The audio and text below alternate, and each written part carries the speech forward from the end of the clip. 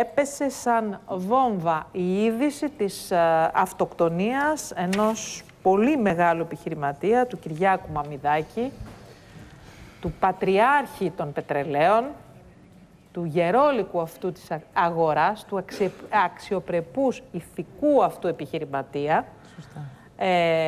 Είναι από τους old school επιχειρηματίες, τους παλαιάσκοπους επιχειρηματίες, όπου έχουν αξίες, αρχές. Θα σου πω, Τατιάνα, αυτό το οποίο μου είπε ένας επιχειρηματίας φίλος του, ότι το χειρότερο για επιχειρηματίες της κλάσης Μαμιδάκη δεν είναι η πτώση καθ' αυτή, αλλά το να μην έχει προοπτική, να μην ξέρει το αύριο, τι μέλη να μην μπορεί να ξέρει το μέλλον της επιχείρησής του, που συνεπάγεται και ο κόσμος που βρίσκεται πίσω από την επιχείρηση. Γιατί μιλάμε για εκατοντάδες, για χιλιάδες οικογένειες. Θέλω να διαβάσω... Πόσοι είναι οι εργαζόμενοι της Jet Oil? Είναι πάρα πολλοί. Είναι πάρα πολλοί. Δεν ξέρουμε ακριβή αριθμό. Θέλω όμως, Τατιάνα, να διαβάσω την ανακοίνωση της οικογένειας, ένα κομμάτι όπου ουσιαστικά στέλνει το μήνυμα. Αυτός ο άνθρωπος... Λάμπρο, ένα λεπτό. Ναι. Έχουμε ετοιμάσει μια καρτούλα, παρόλο που έγινε πριν από λίγο γνωστή η ανακοίνωση, λίγο πριν βγούμε στον αέρα. Πάμε να τη διαβάσουμε. Κυριακή 3 Ιουλίου χάσαμε τον παππού, τον πατέρα, τον σύζυγο, τον αδελφό, τον ξάδελφο, τον θείο. Τον συνειδητή και οραματιστή, τον άνθρωπο που πριν σχεδόν μισό αιώνα δημιούργησε μαζί με τα αδέλφια του Νίκο και Γιώργο τον όμιλο αδελφών Μαμιδάκη. Τον άνθρωπο που ήξερε μόνο να δίνει χωρίς να κρατάει τίποτα για τον εαυτό του. Που ανέδειξε την οικογένειά του. Που ανέδειξε τη γενέτειρά του, ανός και λιχανίων. Που προσέφερε απλόχερα τη βοήθειά του σε όσους την είχαν ανάγκη. Τίμιος, απλός, ακούραστος και ανιδιοτελής. Με υψηλό το αίσθημα της ευθύνης απέναντι στις παραδοσιακές αξίες που πιστά υπηρέτησε σε όλη του τη ζωή. Σήμερα πενθούμε τον άνθρωπο που συνέδεσε το όνομά του με τη δημιουργία και την επιχειρηματικότητα, εντός και εκτός συνόρων, αλλά παρέμεινε ταυτόχρονα σεμνός και προσιλωμένος μέχρι το τέλος στις αρχές και στα ιδανικά του. Αυτός ο άνθρωπος που λύγησε κάτω από το βάρος του ηγέτη, αποφάσισε να φύγει με το κεφάλι ψηλά, σε πείσμα των συνθήκων που ήθελαν να τον κάνουν να σκύψει το κεφάλι, αφήνοντας παρακαταθήκη σε όλους μας τις αξίες που υπηρέτησε, χωρίς καμία παρέκκληση σε όλη του τη ζωή. Θα τον θυμόμαστε πάντα με αγάπη, σεβασμό και ευγνωμοσύνη. Καλό σου ταξίδι, αγαπημένε μας. Αύριο στις 6 το απόγευμα η κηδεία στο νεκροταφείο της Κηφισιάς. Μάλιστα η οικογένεια λέει ότι σε ένδειξη πένθους θα μείνουν κλειστές οι εταιρείες για 2 ημέρες, οι εταιρείες του ομίλου Μαμιδάκη. Μάλιστα ζητάνε από όποιον παρευρεθεί να μην φέρει ή να μην στείλει στεφάνι, απλά στη μνήμη του εκλειπώντος να γίνουν δωρεές στο ΕΛΕΠΑΠ Χανίων ή στο Γυροκομείο Χανίων Κρήτης. 160 είναι οι εργαζόμενοι. Και περίπου 600 τα πρατήρια τα οποία είχαν απομείνει στη Jet Oil.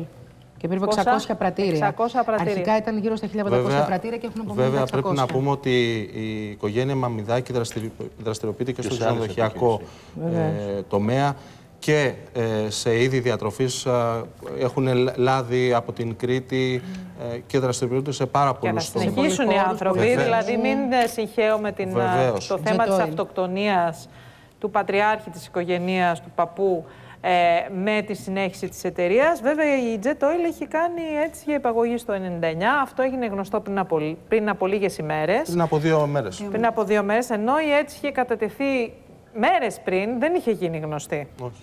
Και πολλοί συνδέουν την αυτοκτονία του Κυριάκου Μαμιδάκη. 84 ετών. Αυτό είναι οι παλιοί επιχειρηματίες αυτοί που έχουν δηλαδή τσαγανό. Προτίμησε ο άνθρωπος αυτός το απονεμημένο αυτό βήμα να κάνει, δυστυχώς, παρά, σου λέει, με το άρθρο 99, να λουστεί όλο αυτό που λούζονται οι επιχειρηματίες που αναγκάζονται και αυτό. Δηλαδή, είναι η νοοτροπία του ανθρώπου. Έχουμε ετοιμάσει βίντεο. Είναι η νοοτροπία του ανθρώπου.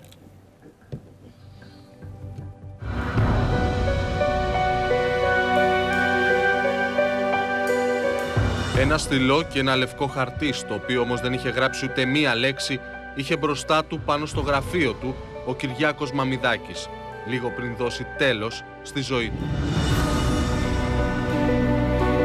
Ο 84χρονος ήταν καθισμένος στην καρέκλα του γραφείου του σπιτιού του στην οδό Αχιλλέως στον Διόνυσο, πεσμένος στην πλάτη της.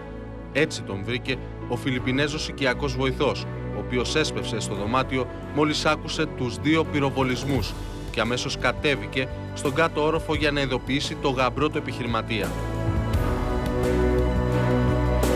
Το όπλο ήταν ένα περίστροφο, το οποίο ο Κυριάκος Μαμιδάκης κατήχε νόμιμα για την προσωπική του ασφάλεια. Πάτησε μία φορά τη σκανδάλη για να δει αν λειτουργεί, γι' αυτό και η σφαίρα που βρέθηκε στον τοίχο. Αμέσως μετά έστρεψε την κάνη στο κεφάλι του. Σύμφωνα με τις μέχρι τώρα πληροφορίες, το τελευταίο πρόσωπο με το οποίο μίλησε τηλεφωνικά λίγο πριν από το τέλος ήταν ο αδελφός του. Σύμφωνα με τον ιατροδικαστή που εξέτασε τη σωρό του 84χρονου συνιδρυτή και ιδιοκτήτη της Jet Oil, αποκλείεται το ενδεχόμενο της εγκληματικής ενέργειας και επιβεβαιώνεται η εκδοχή της αυτοκτονίας.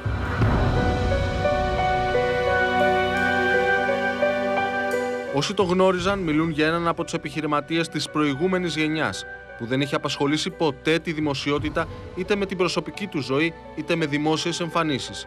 Η οικογένειά του μετά τον πόλεμο ασχολιόταν κατεξοχήν με τα πετρέλαια, με τουριστικές επιχειρήσεις και φυσικά με το κρασί και το λάδι που προερχόταν από την Κρήτη.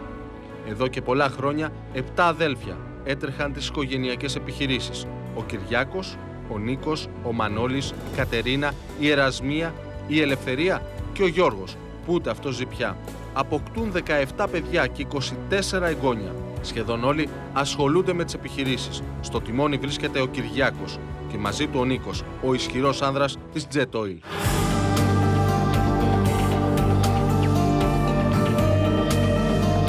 Η είδηση της αυτοκτονίας του προέδρου της Jet Oil Κυριάκου Μαμιδάκη σκόρπισε θλίψη στην οικογένειά του, αλλά και στον επιχειρηματικό κόσμο, στον οποίο ο ίδιος δραστηριοποιούνταν δυναμικά. Ο Κυριάκος Μαμιδάκης ήταν ένας επιχειρηματίας που βίωσε την άνοδο και την πτώση της Ελλάδας σε όλο το φάσμα από τον Δεύτερο Παγκόσμιο Πόλεμο και μετά.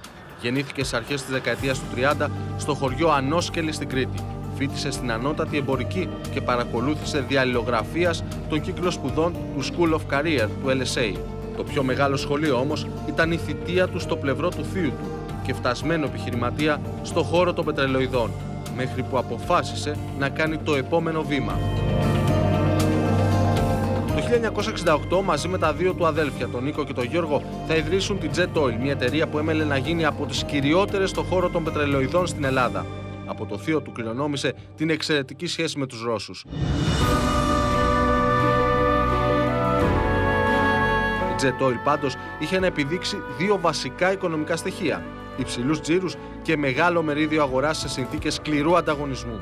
Όλα αυτά όμως μέχρι την ανατολή της κρίσης. Τα οικονομικά προβλήματα για την Jet Oil εμφανίζονται το 2008.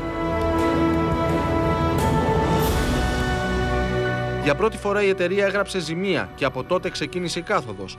Ο όμιλος προσπάθησε να αντιδράσει. Περίπου το 2013 διεφάνει όμως προοπτική για την Jet Oil. Μεγάλος επιχειρηματικός όμιλος εκτός Ευρώπης ενδιαφέρθηκε για την είσοδό του στην εταιρεία ως στρατηγικός επενδυτής, προκειμένου να πατήσει και πόδι στα Βαλκάνια.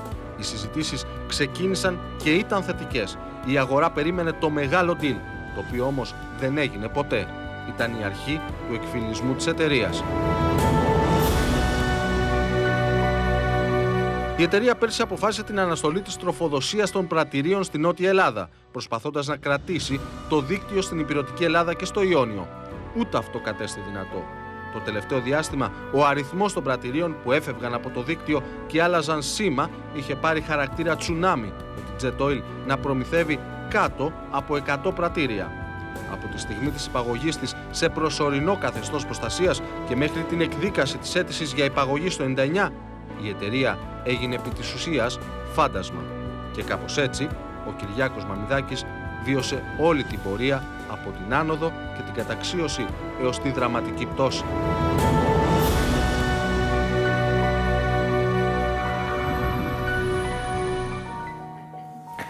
Απλώς λίγο θα ήθελα να θυμίσω, γιατί είμαστε ένας λαός ο οποίος παθιάζεται. Είμαστε ένας λαός ο οποίος πολλές φορές λειτουργεί με το συναίσθημα. Φτιαζόμαστε, φωνάζουμε και μετά. Ναι, είμαστε. Γι' αυτό είμαστε και διαφορετικοί και Είμαστε διαφορετικοί, παιδί μου. Γενικώς έτσι παθιαζόμαστε. Θέλω λοιπόν να θυμίσω λίγο τι γινόταν πριν από 3 χρόνια με την ιστορία των αυτοκτονιών. Που θυμάμαι ότι η κυρία Κωνσταντοπούλου ήθελε να πάει στο Σύνταγμα και ήθελε νομίζω να φτιάξει κάποιο μνημείο στον άνθρωπο που είχε μνημείο αυτοκτονήσει. πεσόντων, αυτοκτονηθέντων ή σε κάποιον συγκεκριμένο άνθρωπο ο οποίος έχει αυτοκτονήσει. Ως σύμβολο, δηλαδή η αυτοκτονία ως σύμβολο του αγώνα. Του αγώνα και της κρίσης. Λοιπόν, χρειάζεται γενικώς διαχείριση των κρίσεων. Χρειάζεται μια ψυχραιμία. Και δεν είμαστε ψύχρεμος λαός. Αυτό είναι το θέμα. Δυστυχώς. Δεν είμαστε ψύχρεμος. Εντάξει. Τέλος πάντων. Επίσης, πολλές φορές στην Ελλάδα, διαχρονικά, επιβραβεύονται τα λαμόγια, επιβραβεύονται, ξέρεις, όταν είσαι λίγο...